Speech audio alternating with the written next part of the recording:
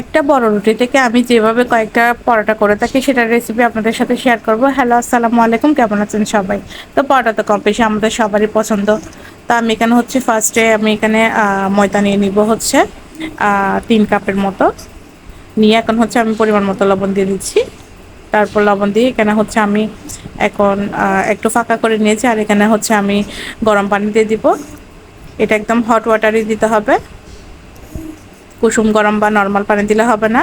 তো আমি হচ্ছে এখন পরোটার খামিটা রেডি করে নিব। সেই জন্য হচ্ছে খুব অল্প অল্প পানি দিয়ে আমি ডোটা রেডি করে নিচ্ছি।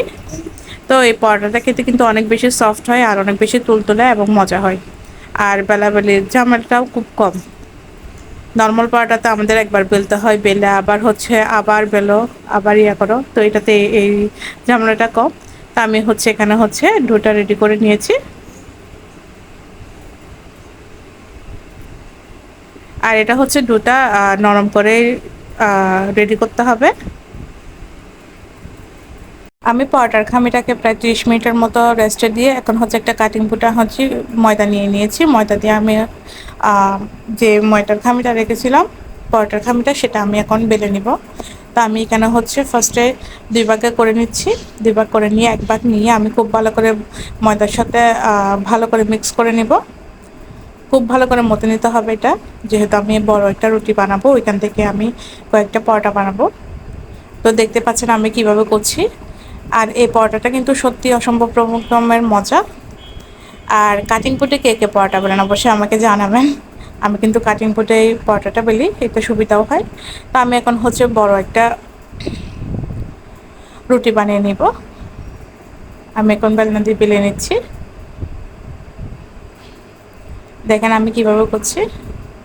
আর এই রুটিটা অনেক বেশি সফট হওয়াতে ডোটা, যার কারণে এটা খুব সহজে বেলা যায়, কষ্ট হয় না। তো আমি এখানে বড় একটা রুটি বেলে নিয়েছি। এখন হচ্ছে তেল দিয়ে দিলাম আর এখানে ময়দা ছিটিয়ে দিলাম, দিয়ে বড় এখন বটে নিচ্ছি। দেখতে পাচ্ছেন কিভাবে করছি। আমি খুব ভালো করে বটে নিয়েছি যাতে এটা খুলে না যায়।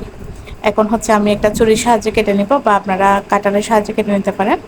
তো আমি একটু বড় বড় করে কেটে নিচ্ছি। তো আমার এটা থেকে প্রায় 4টা হয়েছে। আমি এখানে 3 কাপ ময়দা ইউজ করেছিলাম, আর 3 কাপ ময়দা দিয়ে আমার প্রায় 8টা পরোটা হয়েছিল। তা আমি এখন হচ্ছে লেচিগুলো কেটে নিয়েছি, দেখেন। এই তো এখন হচ্ছে আমি পরোটাগুলা বেলে নিব। আর এটা হচ্ছে লাচা পরোটার মতোই হয় খেতে অনেকটা, আর খুব সহজে বেলা হয়ে যায়। তা আমি এখন বেলে নিচ্ছি, দেখেন। খুব বেশি মোটাও হবে না, আবার খুব বেশি পাতলাও হবে না। পরোটার খামিটা যেরকম হয় ঠিক সেরকমই হবে। তো এই তো আমার রুটি বেলা হয়ে গিয়েছে। তো এখন হচ্ছে আমি পরোটা করে নেব। তো আমি এখন এপিটি উল্টে দিলাম, এক পাশ ছেঁকে যাওয়ার পর আরেক পাশ ছেঁকে নিচ্ছি। তো এখন হচ্ছে আমি অল্প তেল দিয়ে দিব, আর এই তেলে হচ্ছে পরোটাটা ভেজে নেব। তো আমি খুব লালচে করে ভেজে নেব পরোটাটা, দেখেন কীভাবে বাজতেছি। দেখেন এক পিঠ লাল হয়ে যাওয়ার পর আমি আরেক পিঠ দিয়েছি। আর চুলার আঁচটা অবশ্যই মিডিয়াম টু লো রাখবেন, খুব বেশি হাই রাখবেন না, তাহলে কিন্তু পুড়ে যাওয়ার সম্ভাবনা আছে। দেখেন কি সুন্দর কালার এসেছে পরোটা। আপনারা যদি পরোটা ফ্রোজেন করে রাখতে চান তাহলে এই ভিডিও ছেঁকে হালকা করে ছেঁকে নর্মালে 7 দিন আর ডিপে হচ্ছে 1 মাস রাখতে পারবেন। আশা করি আজকের ভিডিওটা আপনাদের ভালো লেগেছে। টাটা।